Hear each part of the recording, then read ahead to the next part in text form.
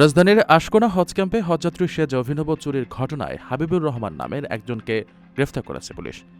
উদ্ধার করা হয়েছে চুরি হওয়া ১৭,৫০০ সৌদি রিয়াল এবং নগদ ৯০,০০০ টাকা।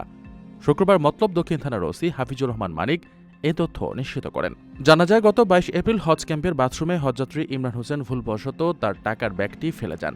সিসিটিভি ফুটেজে দেখা যায়, পাঞ্জাবি পরা ছদ্মবেশী এক চোর ব্যাগ থেকে বিদেশি মুদ্রা ও টাকা হাতে নিয়ে পালিয়ে যায়। এ ঘটনায় বিমানবন্দর থানায় একটি মামলা দায়ের করা হয়।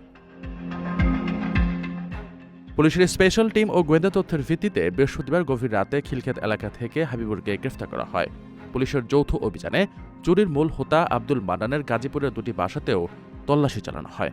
মান্নানের মেয়ের বাসা থেকে ১৭,৫০০ রিয়াল এবং দ্বিতীয় স্ত্রীর বাসা থেকে মানি এক্সচেঞ্জ থেকে ভাঙানো ৯০,০০০ টাকা উদ্ধার করা হয়।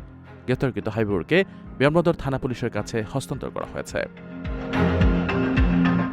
আপনার স্বপ্নগুলো আকাশ ছুবে প্রবাসীর হেলিকপ্টারের মাধ্যমে। বিয়ে, জন্মদিন অথবা যে কোনো বিশেষ প্রয়োজনে হেলিকপ্টার ভাড়া করতে যোগাযোগ করুন স্ক্রিনে দেয়া নাম্বারে। প্রবাসীর হেলিকপ্টার, নিরাপদ ও সাশ্রয়ী বাহনের বিশ্বস্ত নাম।